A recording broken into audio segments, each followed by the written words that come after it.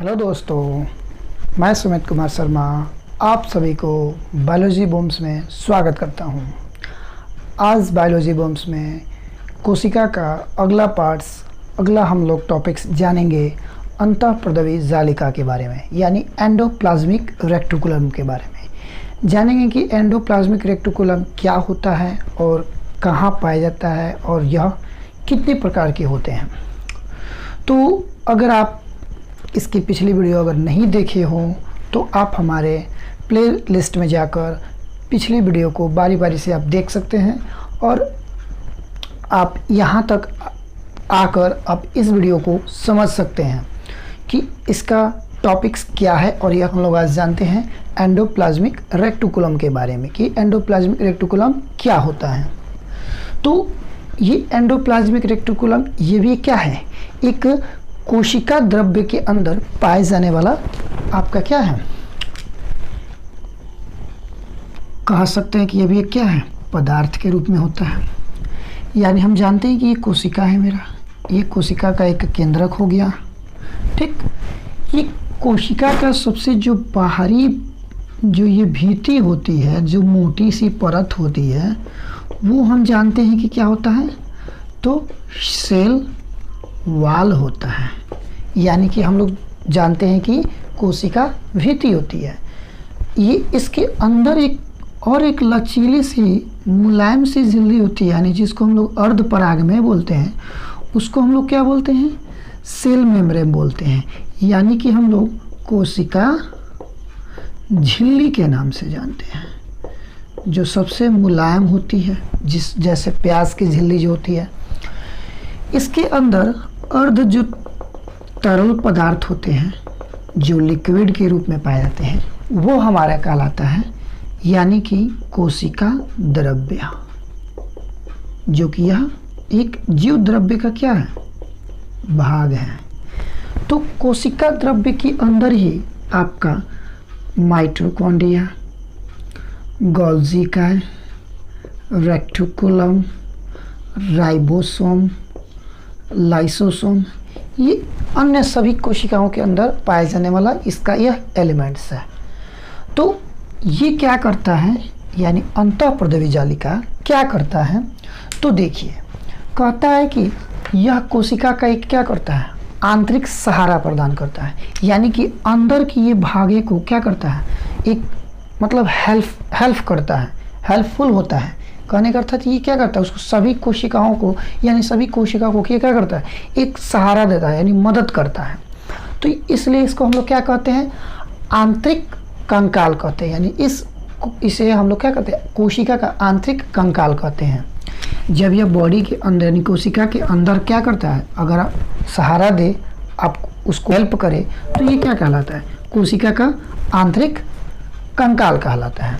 ठीक, नेक्स्ट कहता है कि यह यानी इस प्रकार की जो जालिका होती है, जालिका के कुछ भागों के किनारे, यानी इसके ये जो एंडोप्लाज्मिक रेक्टिकुलम होते हैं, इसके भाग पे कुछ मोटे मोटे दानेदार जैसी रचना पाई जाती है। यानी इसके चारों ओर किनारे किनारे क्या होती हैं, उसके ऊपर एक दाने दाने जैसा ढेला ढेला के रूप में पाया जाता है, यानी जिसको कणिका कहते हैं। वह कणिका क्या कहलाता है, राइबोसोम कहलाता है। कहने का अर्थात जैसे कि सपोज कि ये आपका एक क्या है, ये एंडोप्लाज्मिक रेक्टिकुलम है। तो एंडोप्लाज्मिक रेक्टिकुलम के अंदर यानी कि इसके ऊपर क्या होगा, छोटे छोटे दानेदार जैसी रचना पाई गई। तो यह जो छोटे छोटे दानेदार जो कणिकाएं थी, वह कणिका क्या कहलाती है, तो हमारा राइबोसोम कहलाती है। क्यों, तो देखिए इसका हम शॉर्ट फॉर्म जानते हैं ER, यानी कि इंटरनल राइबोसोम। ये ER का मतलब क्या होता है, इंटरनल कह सकते हैं, राइबोसोम कह सकते हैं। यानी कि ये इसी से हम कह सकते हैं कि एंडोप्लाज्मिक रेक्टिकुलम, यानी E फॉर इंटरनल कह सकते हैं, R फॉर राइबोसोम कह सकते हैं। यानी कि हमारा जो अंतःप्रदवी जालिका होता है, वह क्या करता है, राइबोसोम का निर्माण करता है, राइबोसोम बनाता है। ठीक है, जो अंतःप्रदवी जालिका होती है वह क्या होता है, तो सभी कोशिकाओं में पाई जाती है। जैसे कि ये दो प्रकार के होते हैं, कौन कौन से, तो एक होती है चिकनी अंतःप्रदवी जालिका और दूसरी होती है खुरदरी अंतःप्रदवी जालिका। यानी कि एक होता है चिकना होता है, प्लेन होता है, और दूसरा क्या होता है, रुखरा होता है, यानी कि रुखरापन होता है। तो ये क्या होता है, ये देखिए, एक होता है चिकनी अंतःप्रदवी जालिका, यानी कि स्मूथ एंडोप्लाज्मिक रेक्टिकुलम। तो स्मूथ मतलब एकदम चिकना, जो कि एकदम फिसल जाए। तो ये चिकना किस में होता है, जाहिर सी बात है वसा पदार्थों में होता है, यानी कि जिसमें तेल की मात्रा हो, वसा की मात्रा हो। तो वसा जिसमें होगा, जाहिर सी बात है कि वो क्या होगा, एकदम स्मूथ होगा, सॉफ्ट होगा। तो ये इसी से मालूम चल जा रहा है कि ये किस चीज़ का निर्माण करेगा, तो वसा का निर्माण करेगा, यानी कार्बोहाइड्रेट और वसा का निर्माण करेगा। तो देखिए कहता है कि यह कार्बोहाइड्रेट तथा वसा का निर्माण करता है, इसलिए यह क्या होता है, चिकना होता है। अगर यह स्मूथ नहीं होता, यानी चिकना नहीं होता, तो जाहिर सी बात है कि वसा का निर्माण नहीं करता, कार्बोहाइड्रेट का निर्माण नहीं करता। दूसरा आता है, इसका दूसरा भाग होता है खुरदरी अंतःप्रदवी जालिका। खुरदरी का मतलब जो इस पर हमारा क्या हो, यानी कि आसानी से अगर रफ कर जाए, यानी कि एकदम दानेदार जैसी रचना होती है। तो यह दानेदार जैसे ये क्या करती है, तो इस यानी कि इस खुरदरी जो होता है, खुरदरी भाग जो होता है, ये जैसे कि हमने देखिए बता रहे हैं इसको, जैसे कि हम लोग जानते हैं कि ये एक क्या हो गया, सपोज मान लिए, और इसको हम दो पार्ट से बांट दिए हैं। एक को हम बोल दिए एज फॉर स्मूथ, और सेकंड को बोल दिए हम लोग क्या चीज़, रफ। तो रफ में क्या होगा, यानी कि ऐसे ऐसे ऐसे दानेदार होगा, और ये क्या होगा, एकदम प्लेन होगा, चिकना होगा। तो ये जो हमारा आर है, यानी कि ये जो हमारा रफ है, ये क्या है, इस पे दानेदार जैसी रचना होती है। तो ये दानेदार क्या कहलाती है हमारा, तो हमारा ये दानेदार क्या कहलाता है, राइबोसोम कहलाता है।